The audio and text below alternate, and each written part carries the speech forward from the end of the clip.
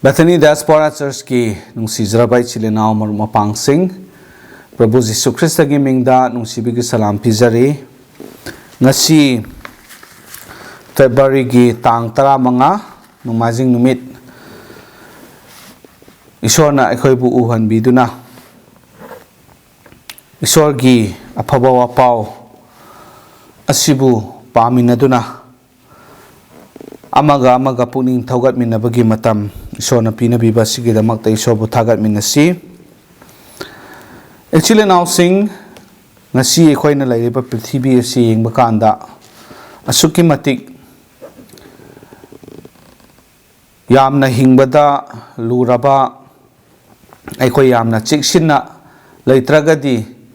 ako'y gipunsida hen na awaba thingnabagi adugumba Pibam asida ako'y laye aduna Ishwar gi wahay asi ako'y paraga karamaina ako'y chiksin na hingani haibasi ako'y khangminnaba mathau tai ngasi ako'y gi text asi James chapter 3 Jacob 3 verses 6 to 8 asi oigani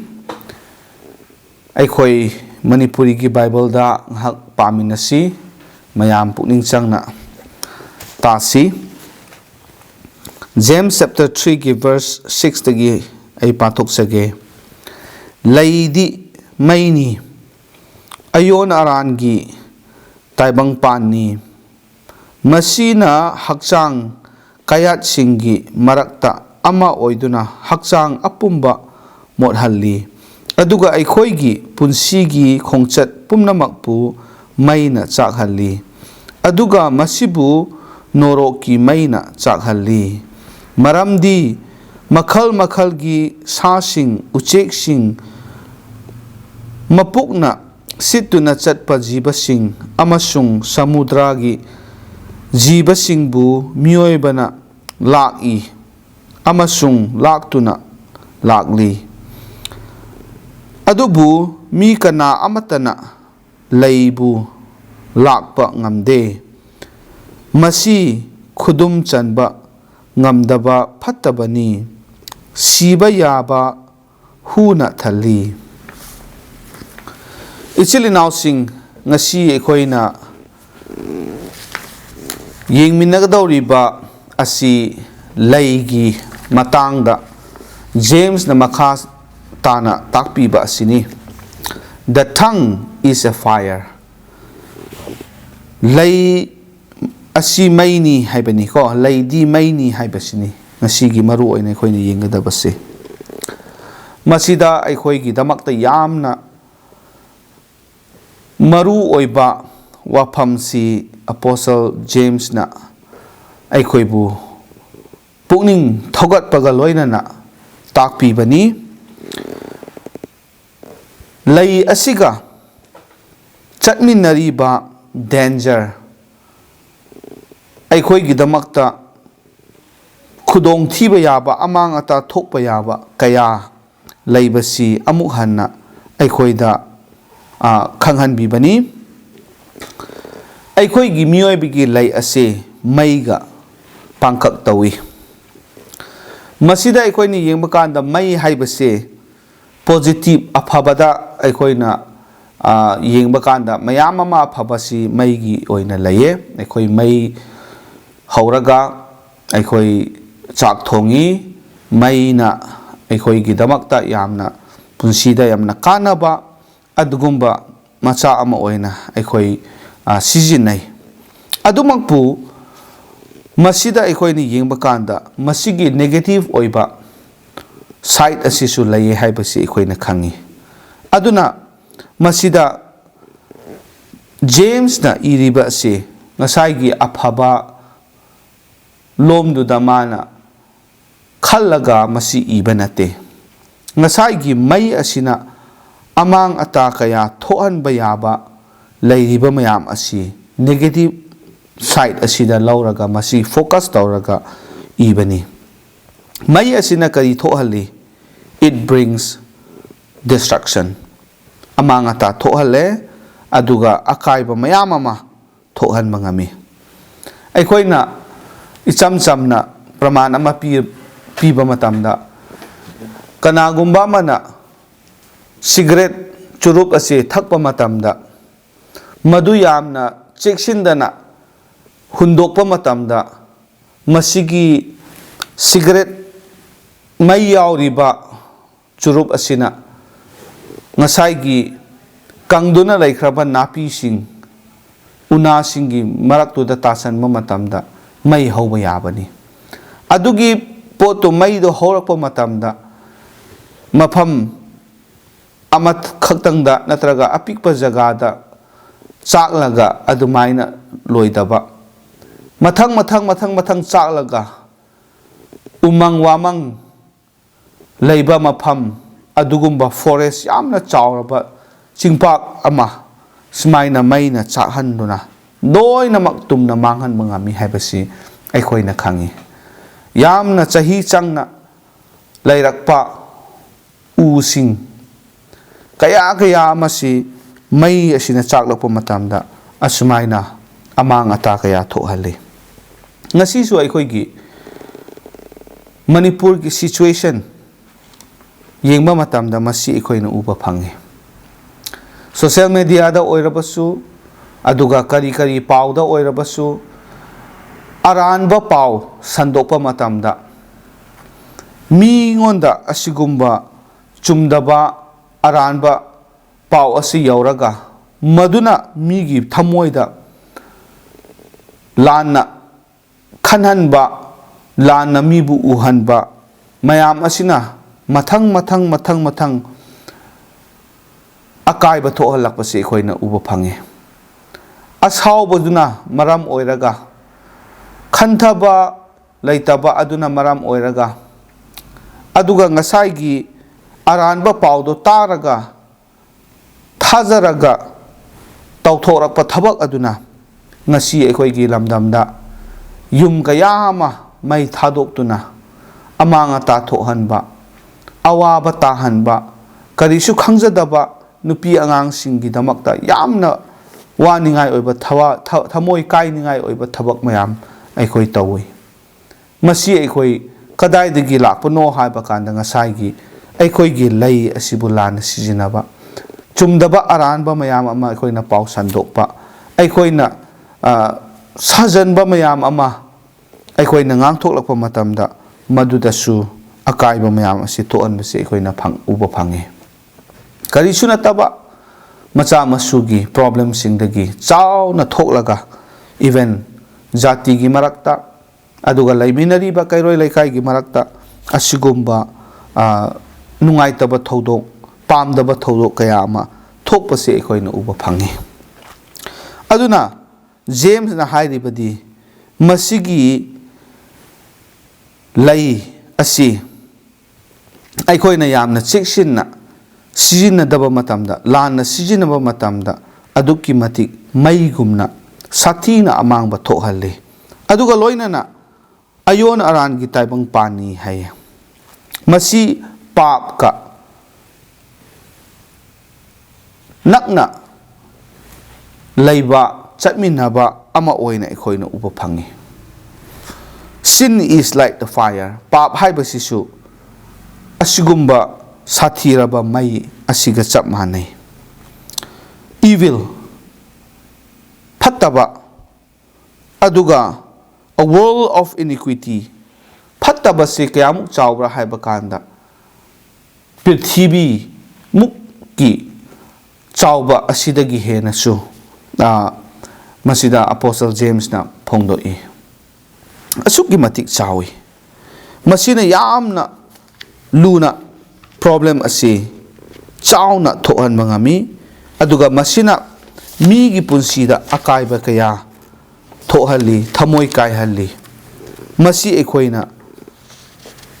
ngasi prithvi asida uribani masibu khangna James na masigi wahai sing asi thambani ekoina makha tana yengba kanda further problem discuss tawbose it defiles the whole body hakchang adu pumnamak mapum oina masina mot halli haibani the whole body body punamak hakchang punamak hairagadi aikoigi wakhal yaure mioibagi wakhal ase ngasai fatraba pap asina mothan bagumna aikoigi lei chinban asina chintiba aranba mayam nganglaga sandopa matamda mioibagi wakhanda masi mothanduna fataba wakhan khanhalli ears tariba ase aikoida amasigumba aranba chumdaba fataba mayam ase taba matamda aikoigi nakong asida taba khudingmak se fataba oina aikoina taba matamda loina mothalle aduga eyes aikoina uribase mi khudingmaksu lanna ugani mi khudingmakse fataba oina aikoina ugani yeknabani haina aikoina ugani aduga aikoigi hakchang asina fataba thabak adu tawthorakani akaiba mayam thohalakani minungsi asi leihalakte masi aikoi ngasi pariba bible gi mafam asina takpiribani aduga masigi aikoina mapan thongda uriba mayam asigi manungda lotna leiriba aikoina ubu phangdabasi masisu leiribani haibasi apostle James na takpi aduna masigi oiriba khudingmak fataba thabak tauba aduga lana pausandokpa aranba ngangba chumdaba ngangba chintiba ngangba mayam se kadaidagi haurakpano haiba kanda fatraba diabolgi thawon sing magi thabak sing yawi haibasi aikoina masida uba phangi madudi karino haiba kanda behind all these things is devil himself khuding maksigi tawhalakpa thohalakpa asi kanana no haiba kanda devil masamakna tawbangak-tani haibani aduna masina miyoibagi punsida yamna chawna akaiba thohalle masina thamoi kaihalli aduga loinana society da aikoigi society da akaiba mayam thohalle aikoigi singlupta akaiba mayam tholakani amaga haithinaba fataba wahai sing sizinarga aikoina chintiba nganglaga tawba matamda singlupki damakta adukki mati akaiba thohalle aduga masinasu aikoi yengba kanda political gi world da yengba kanda su masigumba mayam asina maram oiraga aikoi gi lamdamda aikoi gi laifam sing asida asigumlaba problem sing asi chawna thokpasi aikoi na uba phange aduna James na makha tana mahakna phongnokpasi karino haiba kanda maramdi verse 7 da makhal gi sa sing uchek sing mapukna situna chatpa jibasing amasung samudragi jibasingbu mioibana lai amasung laktuna lakli aikoi mioibasina kayamu isona pangal asi pibibano haiba kanda leiriba sasan uchek mayam ama jiba khudingmak ase aikoina lakpa ngami aikoina makoibu control tawba ngami aduga aikoina prithvi si yengba kanda sasan uchek singsu sijinarga migi damakta entertain tawhanba mayam ase aikoina uba phangi singhanduna makoibu kari haigani mayam gi damakta harau ningai oiba nungai ningai oiba thabak kaya masu tawhalli chawraba samu phawba mioibana control tawduna sijinaduna thabak su suhalle aduga circus da su puthoktuna angakpa mayam amasu tawhan mangami adumakpu verse 8 ta adubu mi kana amatana laibu lakpa ngamde mioibagi laisidi kana amatana su lakpa ngamde haye asini yamna luri basi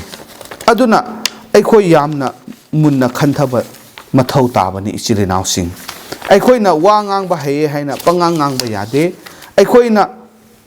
haining ba lay hairaga pangang ngang ba panghai hai ba yade maramdi maduna kayamu akai ba thohan ba yabra maduda karamba phataba karamba pap yawbra satan na masi kadai phawba involved tawraga mioibagi punsida akaiba thokningai gi damakta aikoi gi lei si sijinaduna thabak se tawbuno haibase aikoi phajana aikoi munna khanba ya darkar oye yengba mathau tai ꯑꯗꯨꯅ ꯏꯆꯤꯜ ꯏꯅꯥꯎꯁꯤꯡ ꯑꯩꯈꯣꯏ ꯂꯩ ꯑꯁꯤꯒꯤ ꯃꯇꯥꯡ ꯑꯁꯤꯗ serious ꯑꯣꯏꯅ ꯑꯩꯈꯣꯏ ꯂꯧꯒꯗꯕꯅꯤ ꯏꯂꯥꯏ ꯂꯥꯏꯅ ꯑꯩꯈꯣꯏ ꯈꯟꯕ ꯌꯥꯗꯦ ꯑꯃꯔꯛ ꯉꯥꯡꯊꯣꯛꯈ꯭ꯔꯕ ꯋꯥ ꯑꯁꯤ ꯑꯃꯨꯛ ꯍꯜꯂꯛꯎ ꯌꯥꯗꯕꯅꯤ ꯀꯔꯤꯒꯨꯝꯕ ꯑꯩꯅ ꯍꯥꯏꯔꯤꯕ ꯉꯥꯡꯂꯤꯕ ꯋꯥ ꯑꯗꯨꯅ ꯃꯤꯉꯣꯟꯗ ꯁꯣꯛꯈ꯭ꯔꯕ ꯃꯇꯝꯗ ꯂꯥꯟꯈꯔꯦ ꯑꯁ ꯑꯩ ꯑꯗꯨ ꯍꯥꯏꯒꯦ ꯈꯟꯗꯕꯅꯤ ꯑꯗꯨ ꯑꯩ ꯍꯥꯏꯔꯝꯂꯣꯏꯗꯕꯅꯤ ꯍꯥꯏꯔꯒ ꯀꯌꯥꯔꯛ ꯑꯩꯈꯣꯏ ꯅꯤꯡꯉꯝꯗꯕ ꯇꯧꯔꯒꯁꯨ ꯃꯗꯨ ꯑꯃꯨꯛ ꯑꯩꯈꯣꯏꯅ ꯂꯧꯁꯟꯕ ꯉꯝꯗꯦ ꯃꯁꯤꯅ ꯍꯦꯟꯅ ꯑꯀꯥꯏꯕꯁꯤ ꯊꯣꯛꯍꯜꯂꯤ ꯃꯤꯒꯤ ꯃꯔꯛꯇ ꯅꯨꯡꯉꯥꯏꯅꯍꯟꯗꯕ ꯈꯠꯅꯍꯟꯕ ꯌꯦꯡꯊꯤꯅꯕ ꯃꯌꯥꯝ ꯑꯁꯤ ꯊꯣꯛꯍꯟꯕꯅꯤ ꯏꯆꯤꯜ ꯏꯅꯥꯎꯁꯤꯡ ꯑꯗꯨꯅ ꯑꯩꯈꯣꯏ ꯀꯔꯤ ꯇꯧꯕ ꯇꯥꯏ ꯑꯦꯛꯖꯥꯝꯄꯜ ꯑꯩꯈꯣꯏꯅ ꯑꯥꯏꯖꯌꯥꯒꯤ ꯄ꯭ꯔꯣꯐꯦꯠꯅ ꯏꯕ ꯂꯥꯏꯔꯤꯛ ꯑꯁꯤꯗ ꯑꯩꯈꯣꯏꯅ ꯌꯦꯡꯕ ꯀꯥꯟꯗ ꯃꯁꯤ ꯎꯕ ꯐꯪꯕꯅꯤ ꯃꯗꯨꯗ ꯑꯥꯏꯖꯌꯥꯒꯤ ꯄꯨꯟꯁꯤꯗ ꯃꯍꯥꯛ ꯑꯁꯤ ꯌꯥꯝꯅ ꯅꯧꯅ ꯅꯍꯥ ꯑꯣꯏꯅ ꯏꯁꯣꯔꯒꯤ ꯃꯅꯥꯏ ꯑꯃ ꯑꯣꯏꯅ ꯏꯁꯣꯔꯅ ꯊꯝꯃꯦ ꯃꯍꯥꯛ ꯑꯁꯤ ꯀꯧꯊꯣꯛꯑꯦ ꯑꯗꯨꯒ ꯏꯁꯣꯔꯒꯤ ꯊꯧꯒꯜꯁꯤ ꯃꯍꯥꯛꯅ ꯇꯧꯕ ꯍꯧꯈꯤ ꯑꯗꯨꯒ ꯏꯁꯣꯔꯅ ꯃꯍꯥꯛꯄꯨ ꯃꯇꯝ ꯑꯃꯗ ꯏꯁꯣꯔꯒꯤ ꯃꯇꯤꯛ ꯃꯒꯨꯜ ꯑꯁꯤ ꯎꯍꯟꯕ ꯃꯇꯝꯗ ꯃꯍꯥꯛꯅ ꯈꯪꯂꯛꯄꯁꯤ ꯀꯔꯤꯅꯣ ꯍꯥꯏꯕ ꯀꯥꯟꯗ ꯃꯉꯣꯟꯗ ꯑꯗꯨꯛꯀꯤ ꯃꯇꯤꯛ ꯏꯁꯣꯔꯅ ꯄꯥꯝꯗꯕ ꯄꯥꯞ ꯑꯗꯨ ꯂꯩꯔꯦ ꯍꯥꯏꯕꯁꯤ ꯃꯍꯥꯛꯅ ꯈꯪꯉꯤ ꯃꯔꯝꯗꯤ ꯃꯍꯥꯛ ꯏꯁꯣꯔꯒꯤ ꯃꯅꯥꯏ ꯑꯣꯏꯔ ꯐꯥꯎꯕꯗ ꯉꯁꯥꯏꯒꯤ ꯄ꯭ꯔꯣꯕ꯭ꯂꯦꯝ ꯑꯣꯐ ꯇꯪꯁ ꯂꯩꯒꯤ ꯑꯣꯏꯕ ꯄ꯭ꯔꯣꯕ꯭ꯂꯦꯝ ꯑꯁꯤ ꯃꯉꯣꯟꯗ ꯑꯗꯨꯃꯛ ꯂꯩꯈꯤ ꯑꯗꯨꯅ ꯑꯥꯏꯖꯌꯥ ꯆꯦꯞꯇꯔ 5 ꯑꯁꯤ ꯄꯥꯕ ꯀꯥꯟꯗ ꯑꯩꯈꯣꯏꯅ ꯎꯕ ꯐꯪꯒꯅꯤ ꯑꯗꯨꯒ ꯂꯣꯏꯅꯅ ꯆꯦꯞꯇꯔ 6 ꯑꯁꯤꯁꯨ ꯑꯩꯈꯣꯏꯅ ꯄꯥꯔꯕꯗꯤ ꯃꯁꯤꯅ ꯍꯦꯟꯅ ꯃꯌꯦꯛ ꯁꯦꯡꯒꯅꯤ ꯆꯦꯞꯇꯔ 6ꯁꯤ ꯑꯩ ꯄꯥꯊꯣꯛꯆꯒꯦ ꯚꯔꯁ 3ꯗꯒꯤ ꯍꯧꯔꯒ ꯑꯗꯨꯒ ꯑꯃꯅ ꯑꯇꯣꯞꯄ ꯑꯃꯗ ꯂꯥꯎꯗꯨꯅ ꯍꯥꯏ ꯑꯁꯦꯡꯕ ꯑꯁꯦꯡꯕ ꯑꯁꯦꯡꯕ ꯂꯥꯟꯃꯤ ꯇꯦꯡꯒꯣꯜꯁꯤꯡꯒꯤ ꯖꯦꯍꯣꯚꯥ ꯃꯥꯂꯦꯝ ꯑꯄꯨꯝꯕ ꯃꯍꯥꯛꯀꯤ ꯃꯇꯤꯛ ꯃꯉꯥꯜꯅ ꯊꯜꯂꯤ ꯑꯗꯨꯒ ꯂꯥꯎꯔꯤꯕ ꯃꯍꯥꯛꯀꯤ ꯈꯣꯟꯖꯦꯜꯗ ꯊꯣꯡꯒꯤ ꯃꯈꯣꯡꯁꯤꯡ ꯅꯤꯛꯇꯨꯅ ꯌꯨꯝ ꯑꯗꯨ ꯃꯩꯈꯨꯅ ꯄꯤꯛ ꯊꯟꯈꯤ ꯑꯗꯨꯗꯒꯤ ꯑꯩꯅ ꯍꯥꯏꯈꯤ ꯑꯩꯉꯣꯟꯗ ꯑꯋꯥꯕꯅꯤꯗ ꯃꯔꯝꯗꯤ ꯑꯩ ꯃꯥꯡꯂꯦ ꯃꯔꯝꯗꯤ ꯑꯩꯗꯤ ꯁꯦꯡꯗꯕ ꯆꯤꯟꯕꯥꯟ ꯄꯥꯟꯕ ꯃꯤꯅꯤ ꯑꯩꯗꯤ ꯁꯦꯡꯗꯕ ꯆꯤꯟꯕꯥꯟ ꯄꯥꯟꯕ ꯃꯤꯁꯤꯡꯒꯤ ꯃꯔꯛꯇ ꯂꯩ ꯃꯔꯝꯗꯤ ꯑꯩꯒꯤ ꯏꯃꯤꯠꯃꯛꯅ ꯅꯤꯡꯊꯧ ꯂꯥꯟꯃꯤ ꯇꯦꯡꯒꯣꯜꯁꯤꯡꯒꯤ ꯖꯦꯍꯣꯚꯥ ꯑꯗꯨ ꯎꯖꯔꯦ ꯍꯥꯏꯌꯦ ꯏꯁꯣꯔꯒꯤ ꯃꯇꯤꯛ ꯃꯉꯥꯜ ꯑꯗꯨ ꯃꯍꯥꯛꯅ ꯎꯕ ꯃꯇꯝꯗ ꯃꯁꯥ ꯃꯊꯟꯇ ꯃꯍꯥꯛꯀꯤ ꯂꯩꯔꯤꯕ ꯄ꯭ꯔꯣꯕ꯭ꯂꯦꯝ ꯃꯍꯥꯛꯀꯤ ꯑꯃꯣꯠꯄ ꯆꯤꯟꯕꯥꯟ ꯑꯃꯣꯠꯄ ꯂꯩ ꯑꯗꯨ ꯃꯉꯣꯟꯗ ꯃꯁꯤꯒꯤ ꯄ꯭ꯔꯣꯕ꯭ꯂꯦꯝ ꯑꯁꯤ ꯂꯩ ꯍꯥꯏꯕꯁꯤ ꯃꯍꯥꯛꯅ ꯈꯪꯖꯩ ꯑꯗꯨꯅ ꯑꯩꯗꯤ ꯑꯃꯣꯠꯄ ꯆꯤꯟꯕꯥꯟ ꯄꯥꯟꯕ ꯃꯤ ꯑꯗꯨꯅꯤ ꯍꯥꯏꯅ ꯃꯍꯥꯛꯅ ꯐꯣꯡꯗꯣꯛꯏ ꯑꯗꯨꯒ ꯂꯩꯃꯤꯟꯅꯔꯤꯕ ꯃꯤ ꯃꯌꯥꯝ ꯑꯁꯤꯁꯨ ꯑꯃꯣꯠꯄ ꯆꯤꯟꯕꯥꯟ ꯄꯥꯟꯕ ꯃꯤꯁꯤꯡꯅꯤ ꯍꯥꯏꯕꯁꯤ ꯃꯍꯥꯛꯅ ꯈꯪꯂꯛꯏ ꯑꯗꯨꯅ ꯏꯆꯤꯜ ꯏꯅꯥꯎꯁꯤꯡ ꯃꯍꯥꯛꯅ ꯀꯔꯤ ꯇꯧꯋꯦ ꯀꯟꯐꯦꯁ ꯇꯧꯕꯅꯤ ꯏꯁꯣꯔꯉꯣꯟꯗ ꯃꯍꯥꯛꯀꯤ ꯃꯔꯥꯟ ꯃꯍꯥꯛꯀꯤ ꯑꯁꯣꯏꯕ ꯃꯍꯥꯛꯀꯤ ꯄꯥꯞ ꯑꯗꯨ ꯐꯣꯡꯗꯣꯛꯆꯩ ꯐꯣꯡꯗꯣꯛꯆꯕꯁꯦ ꯀꯔꯤꯅ ꯑꯣꯏꯍꯜꯂꯛꯀꯅꯤ ꯍꯥꯏꯕ ꯀꯥꯟꯗ ꯑꯩꯒꯤ ꯃꯔꯥꯟ ꯑꯩꯒꯤ ꯑꯁꯣꯏꯕ ꯑꯩꯒꯤ ꯄꯥꯞ ꯑꯗꯨ ꯑꯩꯅ ꯏꯁꯥꯅ ꯈꯪꯖꯕ ꯗꯔꯀꯥꯔ ꯑꯣꯏꯌꯦ ꯔꯤꯀꯣꯛꯅꯥꯏꯖ ꯇꯧꯕ ꯗꯔꯀꯥꯔ ꯑꯣꯏꯌꯦ ꯃꯗꯨꯒꯤ ꯃꯇꯨꯡ ꯏꯟꯅ ꯃꯍꯥꯛꯅ ꯑꯩꯁꯦ ꯄꯥꯞ ꯆꯦꯜꯂꯦ ꯑꯩꯒꯤ ꯆꯤꯟꯕꯥꯟꯁꯦ ꯑꯃꯣꯠꯄꯅꯤ ꯑꯩꯒꯤ ꯂꯩꯁꯦ ꯃꯣꯠꯄꯅꯤ ꯍꯥꯏꯕꯁꯤ ꯃꯍꯥꯛꯅ ꯈꯪꯂꯒ ꯔꯤꯀꯣꯛꯅꯥꯏꯖ ꯇꯧꯔꯒ ꯏꯁꯣꯔꯉꯣꯟꯗ ꯀꯟꯐꯦꯁ ꯇꯧꯋꯤ ꯃꯊꯪꯗ renounce the problem of the sin of tongue ꯑꯩꯈꯣꯏꯒꯤ ꯆꯤꯟꯕꯥꯟꯒꯤ ꯅꯠꯇ꯭ꯔꯒ ꯂꯩꯒꯤ ꯄꯥꯞ ꯑꯁꯤ ꯑꯩꯈꯣꯏꯅ renounce ꯇꯧꯕ ꯗꯔꯀꯥꯔ ꯑꯣꯏꯌꯦ renounce ꯇꯧꯕ ꯍꯥꯏꯕꯗꯤ ꯑꯩꯈꯣꯏꯅ ꯃꯗꯨ ꯌꯥꯗꯕ ꯃꯗꯨ ꯑꯩꯈꯣꯏꯅ ꯊꯥꯗꯣꯛꯄ ꯃꯊꯧ ꯇꯥꯏ recognize ꯍꯥꯟꯅ ꯇꯧꯔꯒ ꯃꯊꯪꯗ renounce ꯇꯧꯕ ꯑꯗꯨꯒ ꯑꯩꯈꯣꯏ ꯀꯔꯤ ꯇꯧꯒꯅꯤ ꯏꯁꯣꯔꯗ ꯆꯪꯖꯕ ꯑꯗꯨ ꯃꯇꯝꯗ ꯏꯁꯣꯔꯅ ꯑꯩꯈꯣꯏꯒꯤ ꯄ꯭ꯔꯊꯅꯥ ꯑꯗꯨ ꯇꯥꯕꯤꯕ ꯃꯇꯝꯗ ꯑꯩꯈꯣꯏꯕꯨ ꯔꯦꯁꯇꯣꯔ ꯇꯧꯒꯅꯤ right ask the Lord to restore ꯑꯩꯈꯣꯏꯕꯨ ꯏꯁꯣꯔꯅ ꯔꯦꯁꯇꯣꯔ ꯇꯧꯕꯤꯕ ꯑꯃꯨꯛ ꯍꯟꯅ ꯂꯧꯁꯟꯕꯤꯗꯨꯅ ꯑꯩꯈꯣꯏꯕꯨ ꯁꯦꯡꯗꯣꯛꯄꯤꯕ ꯑꯁꯤ ꯃꯁꯤ ꯃꯊꯧ ꯇꯥꯏ ꯃꯗꯨꯒꯤꯗꯃꯛꯇ ꯑꯩꯈꯣꯏꯅ ꯏꯁꯣꯔꯗ ꯍꯥꯏꯖꯒꯗꯕꯅꯤ ꯑꯗꯨꯒ ꯏꯁꯣꯔꯅ ꯑꯩꯈꯣꯏꯕꯨ ꯔꯦꯁꯇꯣꯔ ꯇꯧꯒꯅꯤ ꯑꯩꯈꯣꯏꯒꯤ ꯆꯤꯟꯕꯥꯟ ꯑꯗꯨ ꯃꯍꯥꯛꯅ ꯁꯦꯡꯗꯣꯛꯄꯤꯒꯅꯤ ꯑꯩꯈꯣꯏꯅ ꯃꯈꯥ ꯄꯥꯕ ꯀꯥꯟꯗ ꯉꯁꯥꯏꯒꯤ ꯑꯥꯏꯖꯌꯥꯒꯤ ꯑꯗꯨꯗ verse 7 aduga mahakna madu aigi chinda thamlaga hairaki maina ko yengu masina nahakki chinbanda sokre aduga nahakki ayol aran lokthokle nahakki pap singdokle adudagi aina ibungo gi khonjel na hairakpa takhi aina kanabu thagani kanana ꯑꯩꯈꯣꯏꯒꯤ ꯗꯃꯛ ꯆꯠꯀꯅꯤ ꯑꯗꯨꯒ ꯑꯩꯅ ꯍꯥꯏꯈꯤ ꯑꯩ ꯂꯩꯖꯔꯦ ꯑꯩꯕꯨ ꯊꯥꯕꯤꯌꯨ ꯃꯁꯤꯅꯤ ꯏꯁꯣꯔꯅ ꯀꯣꯛꯄꯤꯕ ꯏꯁꯣꯔꯅ ꯁꯦꯡꯗꯣꯛꯄꯤꯕ ꯍꯥꯏꯕꯁꯤ ꯌꯥꯝꯅ ꯗꯔꯀꯥꯔ ꯑꯣꯏꯌꯦ ꯑꯗꯨꯅ ꯉꯁꯤ ꯏꯆꯤꯜ ꯏꯅꯥꯎꯁꯤꯡ ꯑꯩꯈꯣꯏ ꯂꯩꯔꯤꯕ ꯄ꯭ꯔꯤꯊꯤꯕꯤ ꯑꯁꯤ ꯌꯦꯡꯕ ꯀꯥꯟꯗ ꯃꯤꯁꯤꯡ ꯑꯁꯤꯅ ꯃꯈꯣꯏꯒꯤ ꯋꯥꯈꯜꯗ ꯂꯩꯕ ꯄꯉꯥꯡꯗ ꯉꯥꯡꯗꯨꯅ ꯑꯆꯨꯝ ꯑꯔꯥꯟ ꯈꯪꯗꯅ ꯆꯤꯟꯊꯤꯕ ꯃꯌꯥꯝ ꯑꯃ ꯑꯔꯥꯟꯕ ꯃꯌꯥꯝ ꯑꯃ ꯉꯥꯡꯗꯨꯅ ꯁꯟꯗꯣꯛꯇꯨꯅ ꯂꯩꯔꯒ ꯑꯁꯨꯃꯥꯏꯅ ꯄ꯭ꯔꯤꯊꯤꯕꯤꯗ ꯃꯩꯅ ꯆꯥꯛꯂꯒ ꯑꯀꯥꯏꯕ ꯃꯌꯥꯝ ꯑꯃ ꯊꯣꯛꯍꯟꯕꯒꯨꯝꯅ ꯑꯩꯈꯣꯏꯒꯤ ꯂꯩ ꯑꯁꯤꯅ ꯄꯥꯞ ꯑꯁꯤ ꯑꯩꯈꯣꯏꯒꯤ ꯂꯩ ꯑꯁꯤꯗꯒꯤ ꯊꯣꯛꯂꯛꯇꯨꯅ ꯑꯩꯈꯣꯏꯒꯤ ꯄꯨꯟꯁꯤꯗ ꯑꯩꯈꯣꯏꯒꯤ ꯁꯣꯁꯥꯏꯇꯤꯗ ꯑꯩꯈꯣꯏꯒꯤ ꯁꯤꯡꯂꯨꯞꯇ ꯑꯀꯥꯏꯕ ꯃꯌꯥꯝ ꯑꯃꯥꯡ ꯑꯇꯥ ꯀꯌꯥ ꯊꯣꯛꯍꯜꯂꯤ ꯑꯗꯨꯅ ꯏꯆꯤꯜ ꯏꯅꯥꯎꯁꯤꯡ ꯑꯩꯈꯣই ꯆꯦꯛꯁꯤꯟꯁꯤ ꯏꯁꯣꯔꯅ ꯑꯩꯈꯣꯏꯕꯨ ꯁꯦꯡꯗꯣꯛꯄꯤꯅꯅꯕ ꯑꯩꯈꯣꯏ ꯏꯁꯣꯔꯉꯣꯟꯗ ꯍꯥꯏꯖꯁꯤ ꯑꯩꯈꯣꯏꯒꯤ ꯄꯥꯞ ꯑꯩꯈꯣꯏꯅ ꯈꯪꯖꯁꯤ ꯑꯩꯈꯣꯏꯅ ꯄꯥꯞ ꯑꯗꯨ ꯃꯔꯨ ꯑꯣꯏꯅ ꯂꯩꯒꯤ ꯆꯤꯟꯕꯥꯟꯒꯤ ꯑꯣꯏꯕ ꯄꯥꯞ ꯑꯁꯤ ꯑꯩꯈꯣꯏ ꯃꯁꯤꯗꯒꯤ ꯂꯥꯞꯅ ꯆꯠꯄ ꯉꯝꯅꯅꯕ ꯃꯗꯨꯗꯒꯤ ꯑꯩꯈꯣꯏ ꯊꯣꯛꯂꯛꯄ ꯉꯝꯅꯅꯕ ꯑꯩꯈꯣꯏ ꯍꯣꯠꯅꯕ ꯃꯊꯧ ꯇꯥꯏ ꯑꯗꯨꯒ ꯏꯁꯣꯔꯅ ꯑꯩꯈꯣꯏꯕꯨ ꯂꯣꯏꯅꯕꯤꯒꯅꯤ ꯏꯁꯣꯔꯅ ꯔꯦꯁꯇꯣꯔ ꯇꯧꯕꯤꯒꯅꯤ ꯑꯩꯈꯣꯏ ꯏꯁꯣꯔꯅ ꯁꯦꯡꯗꯣꯛꯄꯤꯒꯅꯤ ꯑꯆꯨꯝꯕ ꯑꯐꯕ ꯑꯗꯨ ꯑꯩꯈꯣꯏꯅ ꯉꯥꯡꯂꯒ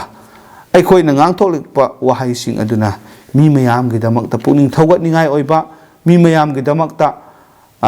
ꯍꯔꯥꯎꯅꯤꯡꯉꯥꯏ ꯑꯣꯏꯕ ꯃꯤ ꯃꯌꯥꯝꯒꯤꯗꯃꯛꯇ ꯊꯃꯣꯏꯕꯨ ꯊꯦꯝꯖꯤꯟꯕ ꯉꯝꯕ